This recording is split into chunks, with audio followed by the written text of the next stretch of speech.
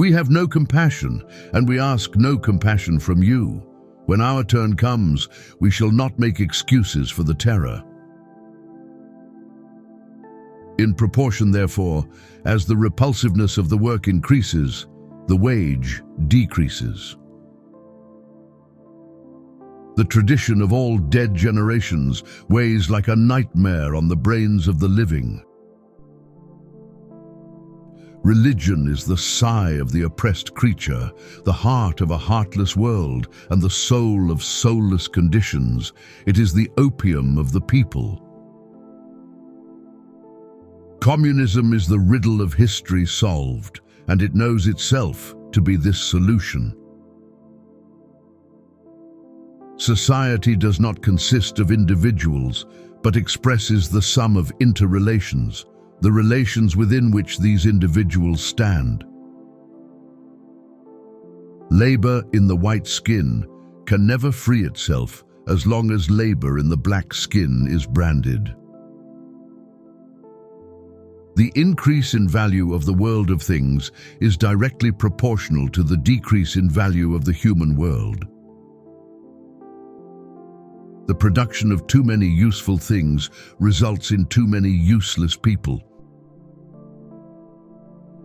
Capital is dead labor, which vampire-like lives only by sucking living labor, and lives the more labor it sucks.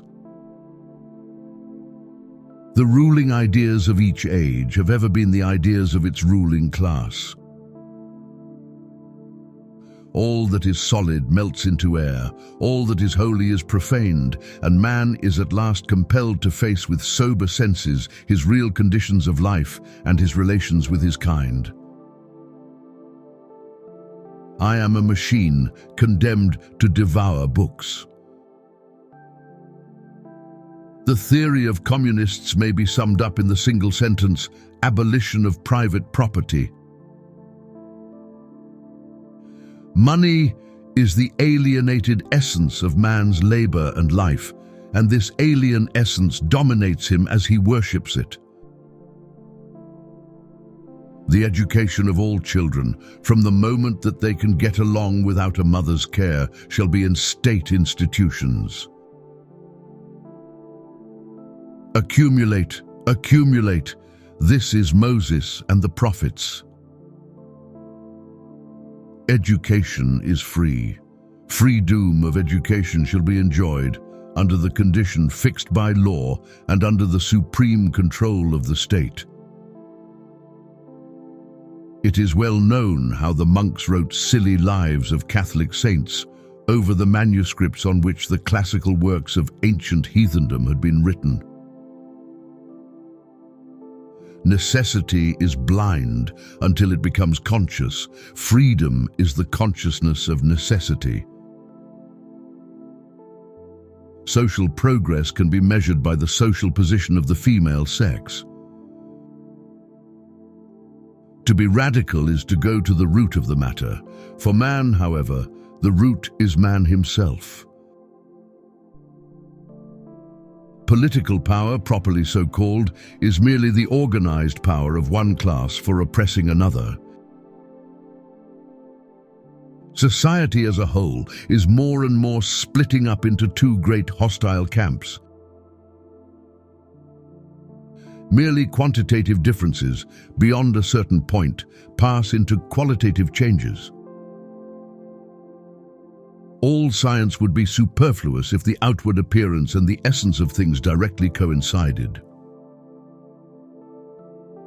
The demand to give up the illusions about its condition is the demand to give up a condition that needs illusions. Philosophers have hitherto only interpreted the world in various ways. The point, however, is to change it.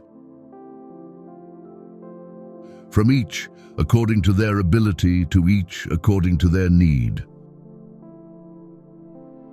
In history, as in nature, decay is the laboratory of life. Only in community with others has each individual the means of cultivating his gifts in all directions. Only in the community, therefore, is personal freedom possible. The bourgeois sees in his wife a mere instrument of production. Every opinion based on scientific criticism I welcome. Workers of the world, unite. You have nothing to lose but your chains. The tradition of past generations weighs like the Alps on the brains of the living. The history of all hitherto existing society is the history of class struggles. A spectre is haunting Europe, the spectre of communism. Sell a man a fish, he eats for a day. Teach a man how to fish, you ruin a wonderful business opportunity. The windmill gives you society with the feudal lord, the steam mill, society with the industrial capitalist. Perseus wore a magic cap down over his eyes and ears as a make-believe that there are no monsters. Nobody, not even a musician of the future, can live upon future products. No revolution is made out of shame. I reply, shame is already revolution of a kind. All mysteries which lead theory to mysticism find their rational solution in human practice and in the comprehension of this practice. The first requisite for the happiness of the people is the abolition of religion. Wages are a direct consequence of estranged labor, and estranged labor is the direct cause of private property. The alienation of man thus appeared as the fundamental evil of capitalist society. The true law of economics is chance, and we learned people arbitrarily seize on a few moments and establish them as laws. The more of himself man attributes to God, the less he has left in himself. They are my slaves, books and papers, and they must serve me as I please. By destroying the non-capitalist milieu on which its expansion is based, capitalism undermines the conditions of its own growth. The bloody mire of Mongolian slavery, not the rude glory of the Norman epoch, forms the cradle of Muscovy, and modern Russia is but a metamorphosis of Muscovy. History repeats itself, first as tragedy, second as farce. The heart of a man is a wonderful thing, especially when it is carried in his wallet. Men make their own history, but they do not make it as they please.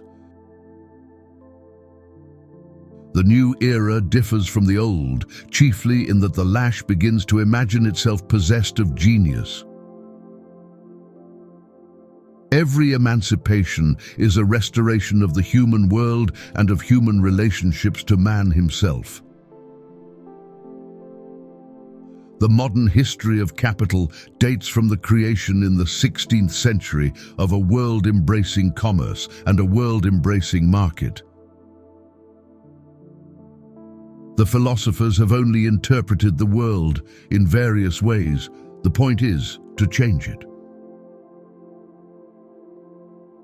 The disappearance of this non-capitalist, pre-capitalist environment thus marks the absolute limit of capitalist development. What is characteristic is not that the commodity labor power can be bought, but the fact that labor power appears as a commodity. They cannot represent themselves, they must be represented. Every one of our relationships with nature and man must be a definite expression of our real individual life. The raising of wages excites in the worker the capitalist's mania to get rich, which he, however, can only satisfy by the sacrifice of his mind and body. Diligence in some compels idleness in others.